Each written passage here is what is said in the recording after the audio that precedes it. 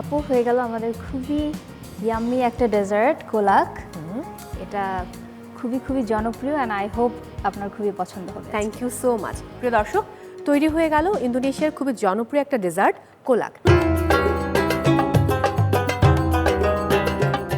রেসিপিতে চলে যাব। আচ্ছা, এবার যেটা করব এটা হচ্ছে ইন্দোনেশিয়ান একটা ডেজার্ট। হ্যাঁ। এটা ওরা রোজার সময়টাতেই খায়। আচ্ছা। সো এটা হচ্ছে কোলাক। কোলাকটা বেসিকলি এটার মেইন ইনগ্রেডিয়েন্ট হচ্ছে কোকোনাট মিল্ক আর যে কোনো ফ্রুটস দেওয়া যায়। আমরা যেরকম ফালুদা খাই, সো ওদের বলা যায় ফালুদার টাইপের এরকম একটা ডিশ, সেম টাইপের একটা version. Kind of same. So আমি ওটা করব। সো আমি হচ্ছে প্যানটা নিয়ে আসি। শিওর। আমরা কি এটাতে চাইলে স্ট্রবেরি অ্যাড করতে পারতাম?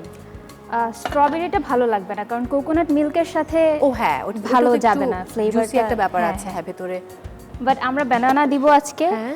এবং আমরা দিব হচ্ছে মিষ্টি আলু।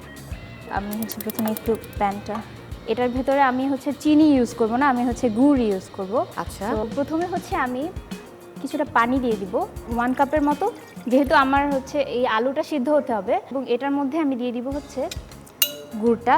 এটা হচ্ছে আখের গুড়। এটা যে যতটুকু সুইট খেতে চায় ওটার উপর ডিপেন্ড করে। আজকে একটু বেশি দাও, কারণ আমি তো যেহেতু মিষ্টি খুব পছন্দ করি। তাহলে আমি একটু বেশি দিয়ে দিচ্ছি। এরপর কি করছি? এটা গলে আসলে এরপরে এটার মধ্যে হচ্ছে আমি আলুটা দিয়ে দিব, মিষ্টি আলু। মিষ্টি আলুটা আগে হ্যাঁ, দিচ্ছি। মিষ্টি আলু এখানে হচ্ছে 1 কাপের মতো আছে। সো মিষ্টি আলু খুবই হেলদি, খুবই হেলদি। হ্যাঁ, সো মিষ্টি আলুটা সিদ্ধ হতে হবে। সো এই জন্য আমি এটা একটু ঢেকে দিচ্ছি। ঢেকে আমি 10 থেকে 12 মিনিটের মতো অপেক্ষা করব। সিদ্ধ হয়ে আসলে এরপরে বাকি ইনগ্রেডিয়েন্টগুলো দিব আমি। ততক্ষণ আমি একটু গল্প করি। যেদিন ফিরে গেলে, যাবার পর তোমার কি কি হলো? যদি আমি আরও আগাতে পারতাম আমার ভালো লাগতো, কিন্তু আমার খারাপ লেগেছিল এই যে ক্যাম্পের সময়টা থেকে আমি চলে আসছি, ওইটার জন্য আমার বেশি খারাপ লাগছিল।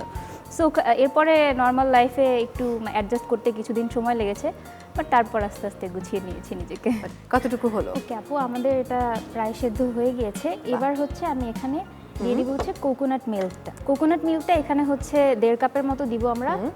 আর এরপরে কোর ইনগ্রেডিয়েন্ট বলা যেতে পারে, সেটা হচ্ছে পান্দান লিফ। ইন্দোনেশিয়া, মালয়েশিয়ার কুইজিনের মধ্যে পান্দান লিফটা একটা কোর ইনগ্রেডিয়েন্ট আমরা বলতে পারি। আর এটা খুব সুন্দর একটা অ্যারোমা দিবে, সো এই জন্য এটা দেওয়া। কোলাকটার অর্থ যদি বলি, এটা হচ্ছে কমফোর্ট বলা যেতে পারে বা শুদ্ধতা। সো রমজান মানে তো শুদ্ধতা, আত্মশুদ্ধি। সো ওই জায়গা থেকে ওরা ওই জিনিসটা ফিল করে আসলে এই ডেজার্টটাকে ওরা তৈরি করে বা খেয়ে থাকে। বাহ, দারুণ দারুণ দারুণ। নওশিন, এই বছরই কিন্তু আমরা পেতে যাচ্ছি সেরা রাঁধুনি সিজন 9। তো যারা নতুন পার্টিসিপেন্ট হবেন, যারা অংশগ্রহণ করবেন, তাদের উদ্দেশ্যে আপনার কি বলার আছে? তাদের উদ্দেশ্যে বলবো যে ধৈর্যটা অনেক বেশি জরুরি। সো ধৈর্য ধারণ করতে হবে পুরোটা সময়। আর পরিশ্রমী হতে হবে। পরিশ্রমী তো হতেই হবে, আর ভয় পাওয়া যাবে না একদম। আর এটাই মানসিক শক্তিটা থাকা বেশি জরুরি। ঠিক তাই আমি একটু দর্শকদের উদ্দেশ্যেও বলতে চাই, যারা আসলেই ভাবছেন যে এবারের সেরা রাঁধুনি সিজন 9-এ অংশ নেবেন, তাদেরকে অনেক বেশি পরিশ্রম করতে হবে। এখন থেকেই কিন্তু প্রিপারেশন নিতে হবে। আপনারা পর্দায় যেটা দেখেন যে অনেক কঠিন কঠিন পরীক্ষার মুখোমুখি হয় আমাদের পার্টিসিপেন্টসরা, এগুলো কিন্তু সম্পূর্ণ সত্যি। সো ওখানে পরীক্ষা দেওয়াটা ভীষণ কঠিন। আপনাকে টিকে থাকার লড়াইয়ে প্রকৃত অর্থেই টিকে থাকতে হবে। সো ভীষণ পরিশ্রম করতে হয়। আর যারা আসলে টিকে থাকতে জানেন, তারাই কেবল শেষ পর্যন্ত চলে যান নিজের স্বপ্নের কাছে। আর আরেকটি বিষয় আমি বলতে চাই, এখানে ইচ্ছা শক্তি কিন্তু প্রবল থাকা চাই, কারণ খুব কষ্ট করতে হয়, একটা নিয়ম শৃঙ্খলার মধ্য দিয়ে চলতে হয়। আর প্রতিদিন ঘুম থেকে উঠেই কিন্তু নতুন প্রশ্ন কিংবা নতুন পরীক্ষার মুখোমুখি হতে হয়। সো অবশ্যই নিজেকে তৈরি করুন, এখনও সময় আছে হাতে। যাই হোক, কতটুকু হলো? ওকে আপু, এবার হচ্ছে একেবারে শেষের দিকে চলে এসেছি। সো এবার সুইটটাকে একটু ব্যালেন্স করার জন্য আমরা একটুখানি লবণ দিয়ে দিব, জাস্ট পিঞ্চ বলতে পারি। আচ্ছা, পিঞ্চ অফ সল্ট। এরপরে এখানে হচ্ছে আমি বানানা দিয়ে দিব 1 কাপের মতো আছে, পুরোটাই আমি দিয়ে দিচ্ছি। সো বাইট সাইজের হবে। যেই ফ্রুটসগুলোই আমরা দিব সবগুলোই হচ্ছে স্মল কিউব কাট দিতে হবে। সো এবার কলাটা দেওয়ার পরে খুব বেশিক্ষণ জাল দেওয়া যাবে না, অল্প একটু সময়, জাস্ট একটু। আচ্ছা, ফাইন। হয়ে আসলে নামিয়ে ফেলবো।